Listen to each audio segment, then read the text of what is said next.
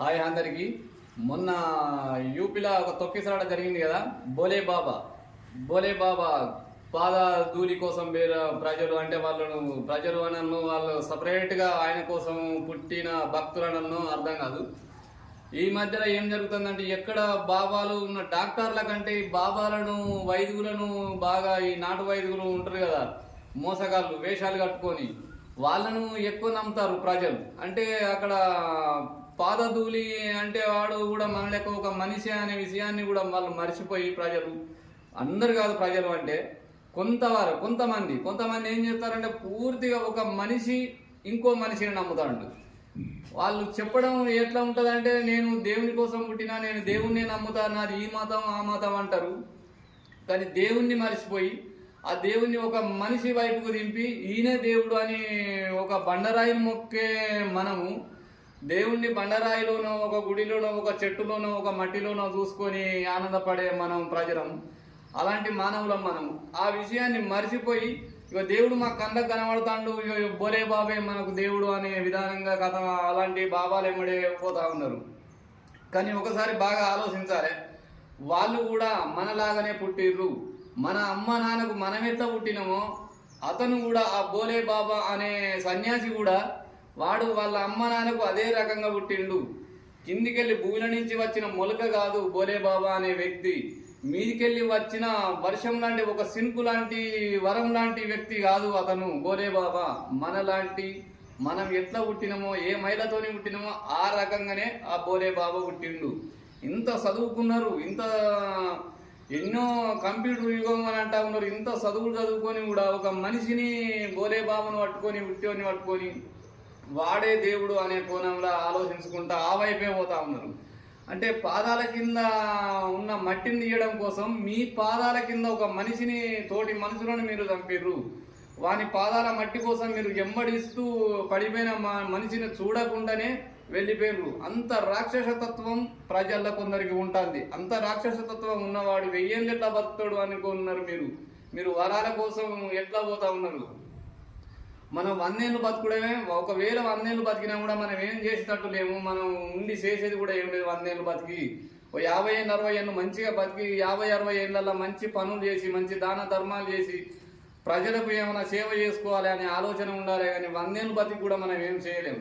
ఆ చేయలేమని తెలిసి కూడా ఏదో వాని దగ్గరికి పోతే 1000 ఏళ్ళు బతుకుతాం అని వాని దగ్గరికి పోతా ఉన్నారు. ఆ పాదధూళి కోసం మీరు అంతా బాగుపడేటోళ్ళు అయితే ఇప్పుడు ఇవంతా చాలా మంది నాయకులు, వీళ్ళు బాగా చదువుకున్న మేధావులు ఉన్నారు కదా, ఈ హాస్పిటల్ ఎందుకు కడతా ఉన్నారు, బోలే బాబులు ఉన్నారు కదా, అలాంటి బాబులు బాగు చేస్తారు కదా, వైద్యం కోసం విద్య కోసం అని బాగా ఎందుకు ఆలోచిస్తారు. ఆలోచనని మర్చిపోరు. సీఎం గారు మొన్న మీరు హాస్పిటల్ ప్రైవేట్ హాస్పిటల్కు ఓపెనింగ్కు వేయరు. ఆ ప్రైవేట్ హాస్పిటల్ కట్టడం ఎందుకు సార్? గవర్నమెంట్ హాస్పిటల్ కట్టకూరి, ప్రైవేట్ హాస్పిటల్ కట్టకూరి. ఇలాంటి బోలే బాబులు చాలా మంది ఉన్నారు. వాళ్ళ దగ్గర వైద్యానికి పోవచ్చు. ప్రజలకు ఆ రకమైన మెసేజ్ అన్ని ఇవి. ఆ రకంగా మెసేజ్ మీరు ఇవ్వకుండా వాని అరికట్టకుండా అటు వాళ్ళని అరికడతలేరు. అటువంటి దొంగ బాబాలను ఇలాంటి ప్రజల కన్నా అవగాహన ఇస్తలేరు. ఇలాంటి ఇవ్వకపోవడం వలన మొన్న కరోనా వచ్చినప్పుడు ఏ బాబా కూడా రాలేదు. మనకు బోలే బాబా లాంటి వాళ్ళు చాలా మంది ఉన్నారు కదా, దొంగ సాములు ఎంతో మంది ఉన్నారు. మనకి రోగం వచ్చినప్పుడు ఆ సాముల దగ్గరికి పోవాలి, ఆ బోలే బాబాల దగ్గరికి పోవాలి అని మీరు అంటలేరు కదా సార్. చాలా మంది ఏమంటారు, అవగాహన మీరు ఏమని చెప్తారు, ఏదైనా రోగం వచ్చినప్పుడు మాస్క్ పెట్టుకోవాలి అంటారు, ఇంట్లోనే ఉండాలి అంటారు, హాస్పిటల్ పోవాలి అంటారు, ఇలాంటి వైద్యాలు చేసుకోవాలి, జాగ్రత్తలు పాటించాలి, తినే ఫుడ్ ఇలా తినాలి అని మీరు అంటున్నారు కదా సార్. అట్లా ఎందుకు చెప్తారు సార్? బోలే బాబాలు చాలా మంది ఉండగా మనకు సావెక్కడి సార్? కరోనా వచ్చినప్పుడు మంచి మంచి దేవుళ్ళు, మనం కొలిసే దేవుళ్ళు కూడా తలుపులు వేసుకున్నాం. తిరుపతి దేవుని గుడి అసలు తలుపులు వేసినాం అంటే దాని అర్థం ఏంది? కొన్ని రోగాలకు దేవుళ్ళే భయపడతారు అని అర్థం. కొన్ని నాలాంటి వాళ్ళు ఏమనుకుంటారు, అవును దేవుడే భయపడ్డాడు కరోనాకు, దేవుడు తిరుపతి దేవుడే తలుపులు వేసుకున్నాడు అని నాలాంటి వాళ్ళు అనుకుంటారు కదా సార్. ఏం తెలియని నాలాంటి వాళ్ళు, అలాంటి వాళ్ళకి ఈ బోలే బాబులు ఉన్నాక ఇక దేవుని కంటే వాడు పెద్దోడు అయినప్పుడు ఇలాగనే చచ్చిపోతారా సార్ అందరూ? అది తప్పు. ప్రజలు కూడా ఒకటి తెలుసుకోవాలి, బోలే బాబా అనేటోడు మన లెక్కనే పుట్టిండు అనుకోవాలి. మీరు ఏం తెలివి లేదు, మీకు ఇంత చదువుకున్నారు కానీ మీరు 100 ఏళ్ళు కాదు బోలే బాబా దగ్గరికి పోయి వాని మూత్రం తాగితే 500 ఏళ్ళు బతుకుతారు వాడు అనేది ఉంటే వాని మూత్రం కూడా వెనక ముందు ఆడకుండా ఆకుల్లా పట్టుకొని వాని మూత్రం తాగుతారు మీరు. అందరు కాదు, కొందరు 30% ఈ రకంగా ఉన్నారు. ఒక సాములు ఏది చెప్తే కదే. ఆల్రెడీ పిల్లలను కూడా మీ ఒక ఇద్దరు పిల్లలు ఉంటే మీ ఇంటికి మంచిది కాదు, ఒకళ్ళని చంపేయాలంటే కూడా చంపుతారు. అలాంటి సన్యాసులు మీరు ప్రజల్లో ఈ రకంగా సన్యాసులు ఉన్నారు. ఎవడో బాబా చెప్పిన మాటలను నమ్ముకొని పిల్లలను కూడా చంపిన సంఘటన కూడా ఎన్నో చూసినాం. ప్రజల్లో అలాంటి వాళ్ళు చాలా మంది ఉన్నారు. ఒకరు ఇద్దరు కాదు, వేల సంఖ్య పోయి అక్కడ పాల్గొన్నారు. పాదధూళి అని పాల్గొంటే ఆ రంగం చాలా మంది చనిపోయారు.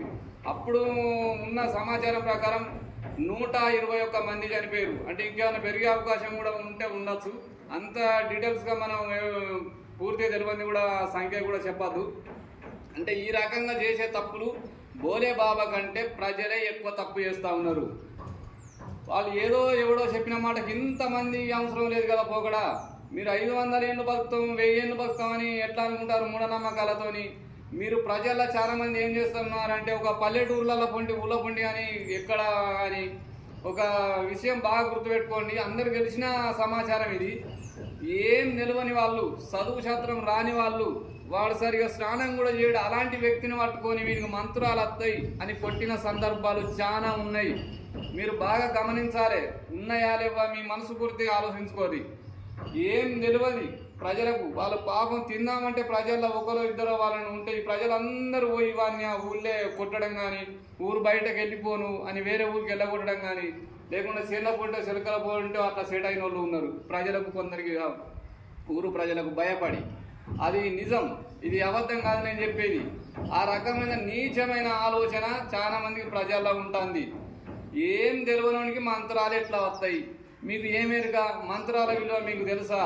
మంత్రాలు ఎవరు నేర్పుతారు మీకు తెలుసా? మీరు నేర్చుకోండి. మీరే నేర్చుకొని ఆ మంత్రాలు ఎవడైతే చేస్తాడో వానికే చేయరు. మీరు అందరు కలిసి 10 మంది చేసేది కరెక్ట్, ఒక్కడు చేసేది కరెక్ట్ కాదని ఎప్పుడు అనుకోవద్దు. 10 మంది కలిసి ఒకరిని చంపుతారు అంటే సచ్చినోడిని తప్పు, బతికి చంపినోళ్ళది కరెక్ట్ అనే విధానంగా ఎవరు కానీ మాట్లాడద్దు. చాలా మంది పానంతో కాలబెట్టిరు వీళ్ళకు మంత్రాలు వస్తాయని. ఆ రకంగా దృష్టిలో పెట్టుకొని కొంచెం ఆలోచించుని. మీరు చేసే పని కరెక్ట్ కాదు. ప్రజల్లో ఏది కానీ ఒక దేవుణ్ణి భక్తిగా మనం నమ్ముకోవాలి. అంతేగాని ఒక బాబాను పట్టుకొని నేను వీటితో ఉంటే బాగా ఏండ్లు బతుకుతా, వీడు ఏది చెప్తే గదే నేను ఇంకా బాగుపడతా, ఇంకా లక్షలు కోట్లు సంపాదించగలుగుతా అనుకోండి. అంత మూఢనమ్మకం. బాబాలను తీర్మానం మల్లన్న మొన్న ఏమంటాడు? నేను తీర్మానం మల్లన్న అభిమానినే, కానీ ఏదైనా నిజం మాట్లాడాలి కదా. తీర్మానం మల్లన్న ఏమన్నాడు? ఇంత తొక్కిసరాళ్ళు ఇంతమంది చనిపోయారు, ముందుగా ఈ బాబాని అరెస్ట్ చేయాలి అంటాడు. బాబా దగ్గరికి ఎవడు పొమ్మన్నాడు? పేనోళ్ళని అరెస్ట్ చేయాలి ముందుగాలు. 121 మంది ఎవరైతే చచ్చిపోయారో, ఎంత సంఖ్య వేరో వాళ్ళ మీద ఈ బాధ్యత వేయాలి. ఆ నష్టపరిహారం వీళ్ళు పేన ప్రజలందరూ కట్టియాలి.